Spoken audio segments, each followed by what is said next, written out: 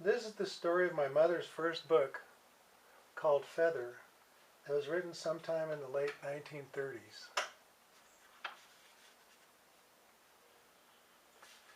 The front page says it was written by Olga Strandvold with pictures by Katie Myers. Feathers are supposed to float, but the little red feather couldn't. He was fastened to a girl's blue bonnet that lay in the window of a hat shop. He was tied together with some blue and yellow feathers, but stood out from all the rest. Such a brave red he was, red as a bullfighter's cape, or the stripes in a barber's bowl, or in a stick of peppermint candy. But finally, Red Feather did start to float. One brisk fall day, when a customer opened the door, a blast of wind came by and blew him out into the street. Just then another wind bellowed by and blew so hard that Feather was carried miles away. He whisked through block after city block so fast he saw nothing.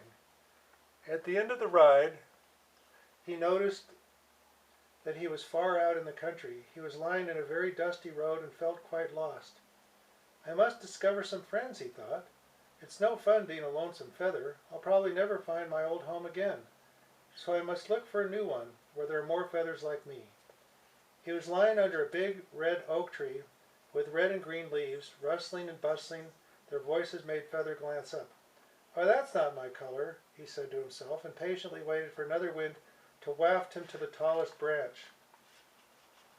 After several minutes, a very big-chested wind came marching along. "Please," said Feather, "will you help me to the treetop?" "But you don't belong there," the wind was a rough-spoken fellow. "You're only a feather." "My color is the same as the leaves," Feather insisted. "I think I might feel at home with them." "Oh well," said the wind, "all right then." So he slithered under Feather and took off to the treetops. There Feather clung to a branch and looked at all the leaves. Of course, he didn't forget to thank his pilot. When the wind left, Feather started to drape himself over the twig just like any leaf. "Ho, ho!" shouted the twig. "What have we here? A new leaf," said Feather in a very tiny voice. "You don't look like a leaf," said the twig. "No, he doesn't look like a leaf." All the twigs began to rustle accusingly. "He hasn't any shape to speak of. He's much too red and much too small. How noticeable he would be." "Go on, get off," scolded the tree. "We can't have any outsiders here." Just at that minute, the big-cheeked wind happened to blow by again and realized that something was wrong. "Oh, Mr. Wind," cried Feather, "you had better take me back to the earth again. They don't want me here." "I'd say you were really lucky," puffed the wind. "In a few days the leaves will fall and be blown away." Again he slipped under Feather and blew him to the ground, and then a few steps farther right into a barnyard. As Feather was resting on a broken piece of board, a flock of hens came by, at their head strutting a large white rooster. "Well, maybe feathers don't belong on trees, but at least they must belong to fowls," thought Feather. "That white rooster needs a little touch of red in his white suit." He was polite enough to ask to settle down. "Mr. Rooster," he began, "I'm lost and looking for a new home. Your feathers make you look very homelike to me. May I join them?"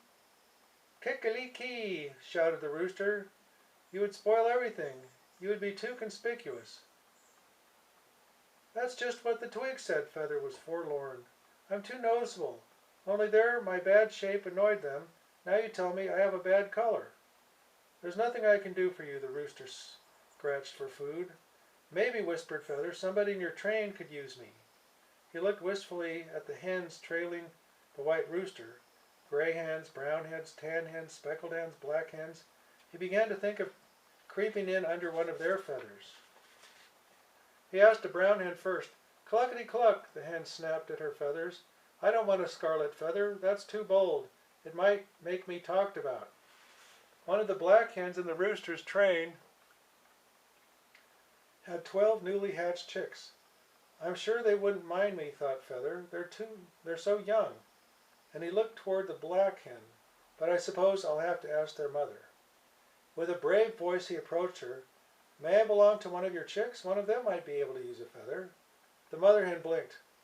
"I would like to help you," she said, "but you see how it is. You're much too big for the down on my little chicks." "Oh," wailed Feather, "I'm always too conspicuous. On the tree I was too odd-shaped and too small. The rooster said I was too colorful for him. The hen said I was too gaudy for her, even too bold and wicked. I'm not at all. I should go somewhere and hide, but where can I hide when I'm so conspicuous?" "Where did you hail from?" asked the hen. "I really don't know. All that I can remember is the window of that shop where I was fastened to a little girl's bonnet. There were blue and yellow feathers too, but I'll never get back there." "No, I don't suppose you will," agreed the hen. "But before you must have come from something or somewhere. You didn't come from a chicken. You probably came from a bird. The best thing for you is to find a red bird, or at least a bird with some red feathers. There you can be quite at home. You'll be so much like the others you won't be noticeable." "But I must find a red bird," asked Feather. "When I was fastened to the little girl's bonnet, I was with blue and yellow feathers, but we got along together very well. Won't a bluebird or a yellowbird do?" "Suit yourself," the mother hen began picking at her feathers. "The best place to find the birds is up on the front yard of the farmhouse. The farmer's wife throws out crumbs to them. There should be some cardinals and blue jays, if you want blue." Feather thanked the black hen and waited patiently for the wind. Soon one whistled by, a first cousin to the blustery fellow that had lifted him to the treetop. On hearing Feather's plea, he said he would whirl him to the farmhouse yard. And whirl he did. In just a second Feather lay at the doorstep. Sure enough, the farmer's wife was standing in the doorway, throwing out cookie crumbs and bits of suet from her large blue and white checked apron. 4 blue jays were on hand, gobbling greedily. When the farmer's wife went inside the house for a minute, Feather took this chance to speak to the largest blue jay. "Maybe, Mr. Blue Jay," he began, "you could use an extra feather. Wouldn't I look pretty on you?" "Go away," mumbled the blue jays. "Can't you see we're eating?" "I can wait till you're through," offered Feather. The second blue jay dropped his piece of suet. "We don't need prettying up. We're better dressed than any other birds." "Prettying up," snortled the fourth blue jay. "That Feather couldn't do that, could he?" When the farmer's wife came out again with breadcrumbs, "If there were only breadcrumbs," reasoned Feather. "Where there were cookie crumbs before, I don't suppose the next birds will be as important." He was right. About 20 little pot-bellied sparrows flew down for the crumbs, but Feather wasn't interested in being on a sparrow's wing. He didn't bother to speak. The third time the farmer's wife brought out pieces of chocolate icing and a handful of raisins. 3 cardinals with royal red-crusted heads invited themselves to the feast.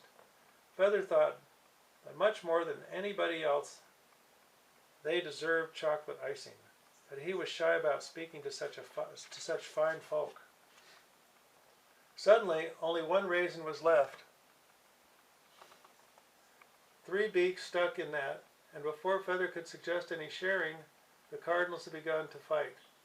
However, they soon straightened themselves out again, and as far as Feather could see, they hadn't lost a thing. He had been hoping that one of their feathers might be ripped off. After the quarrel, the cardinals became so friendly that they even divided the raisin into 3 pieces. Then Feather saw another red feather lying on the ground. It had been plucked from the 3rd cardinal, and at that moment the wind puffed just enough to whip up the cardinal's feather from the farmyard. "Please, Lord Cardinal, you've lost a feather and it's blown away." "Gracious!" shrilled the cardinal, glancing down and feeling like a fine gentleman with a hole in his satin breeches. "What shall I do?" "Oh, I'll be very glad to take its place," offered Feather. "I was looking for a new home anyway." "Take its place?" The cardinal was flabbergasted. You're much too worn and dirty. You see just how clean and well groomed I have my feathers. Why, I would rather go around with a hole than patch it up with you." When the cardinals had left, Feather curled together in disappointment.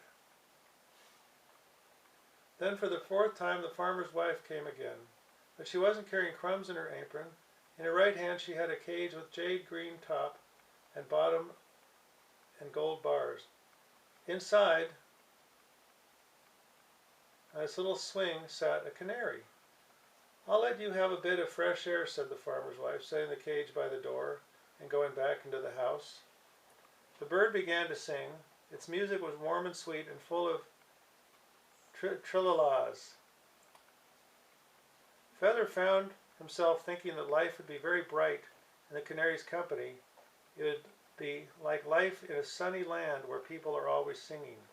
Mr. Canary, he said, or may I call you Dick, I've lost my way and will never get back to that hat shop again.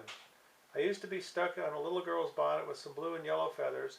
I've been trying to find a new home all morning. I asked the oak tree and the rooster and the hens and the chicks and the blue jays and the cardinals if I could live with them. I begged them, but so far everybody has turned me down.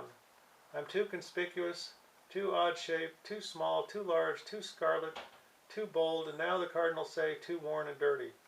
Why, you poor feather, the canary cut off a trill in the very middle. I don't think you are so very noticeable. I always get along very well with the yellow shining feathers back home in the hat shop window, urged the feather. In fact, I like them better than the blue ones.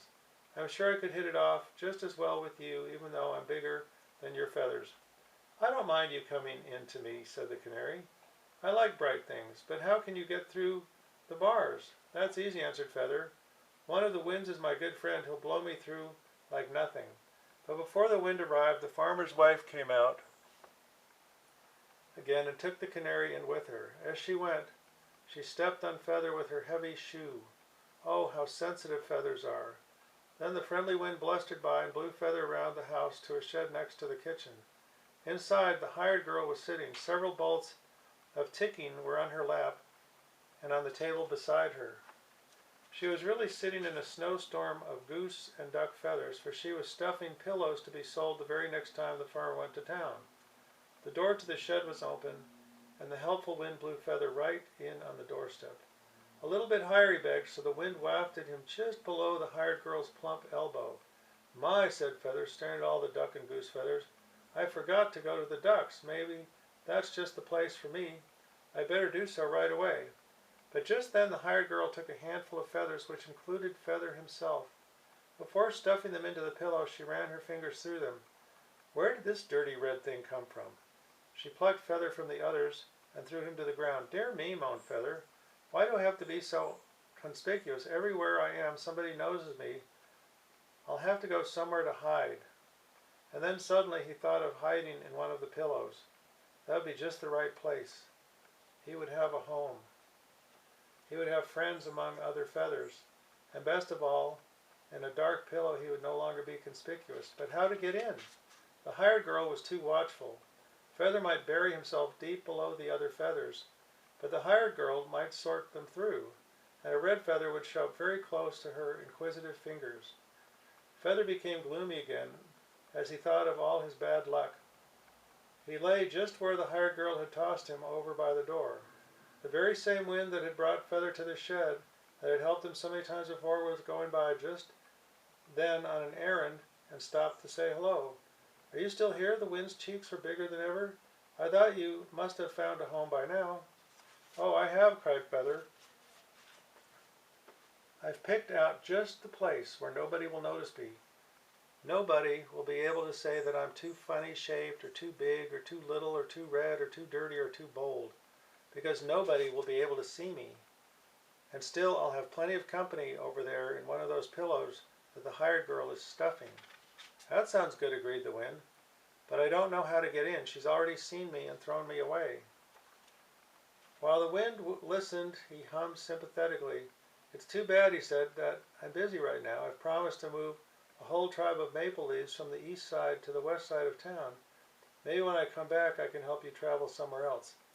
You won't have to bother about me much longer, said Feather. You better blow me right into a bonfire. Wait now, said the wind. There, you've given me an idea. This is much easier than blowing you into a bonfire. I think I have time to do it right now. And he stormed in through the door, lifting Feather with his power, and blew all the feathers into the hired girl's face. For 5 whole minutes she sneezed and fought with madly swirling arms.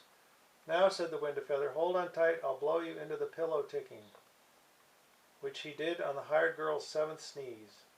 Then the wind blew some more feathers on top of his friend, so he would be quite hidden if ever the hired girl poked into the pillow. Feather was very happy in his new home.